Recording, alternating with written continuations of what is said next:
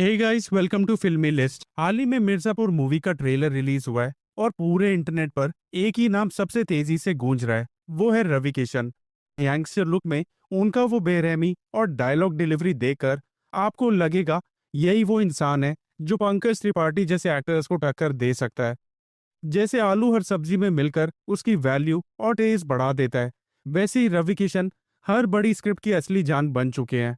अगर हम कुछ साल पहले का वक्त देखें तो बॉलीवुड के बड़े प्रोडक्शन हाउसेस रवि किशन को सिर्फ एक भोजपुरी स्टीरियोटाइप या हल्के साइड एक्टर्स का ही रोल देते थे। चाहे हेरा फेरी में तिवारी जी का वो हकले शूटर का रोल हो या फिर लक और एजेंट विनोद जैसी मूवीज के छोटे छोटे रोल्स, बड़े बैनर्स उन्हें कभी एक सीरियस एक्टर की तरह देखते ही नहीं थे। उन्हें सिर्फ एक कॉमेडी रोल तक ही लिमिटेड समझा जाता था। लेकिन फिर साल 2024 में आई किरण राव और आमिर खान प्रोडक्शन की लापता लेडीज, और इस एक अकेली मूवी ने पूरे बॉलीवुड की आंखें खोल कर रख दी। इंस्पेक्टर श्याम मनोहर के रोल में उन्होंने जो एक्टिंग मास्टर क्लास दी और पान चबाते हुए जो डायलॉग्स मारे, उसने उन्हें फिल्म फेयर अवार्ड तक दिला दिया।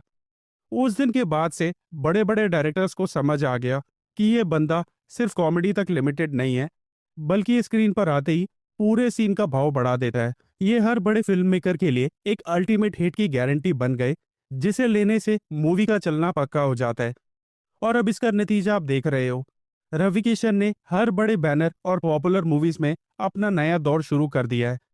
नेटफ्लिक्स पर हाल ही में आई सुरेश त्रिवेणी की डार्क कॉमेडी माँ बहन में उन्होंने माधुरी दीक्षित और तृप्ति डिमरी के साथ एक कमाल का रोल निभाया। लेकिन आने वाले दिनों का कैलेंडर तो और भी धमाकेदार है। सबसे पहले धमाल 4 में वो अजय देवगन और अरशद वारसी के साथ लीड कॉमेडी कैरेक्टर में हंसाने आ रहे हैं। यही नई कल्ट कॉमेडी सीक्वल खोसला का घोसला 2 में उन्होंने गया पांडे का एक बेहतरीन कोर कैरेक्टर के लिए कास्ट किया गया है। और सबसे बड़ा सरप्राइज तो धर्मा प्रोडक्शंस और करण जोहर की फैंटेसी ड्रामा नागजिला है, जहां वो कार्तिक आर्यन के ऑपोजिट एक खूंखार मेन विलन के रूप में टक्कर देंगे। इसके ऊपर से उनका आइकॉनिक कैरेक्टर तिवारी जी अब हेरा फेरी 3 के साथ बड़े पर्दे पर वापस लौट रहा है। पहले जिसे बॉलीवुड का बैकअप ऑप्शन समझा जाता था, आज एक्सेल से लेकर करण जौहर के धर्मा प्रोडक्शंस तक हर कोई उन्हें अपनी सबसे बड़ी स्क्रिप्ट्स का कीमती हिस्सा मान रहा है।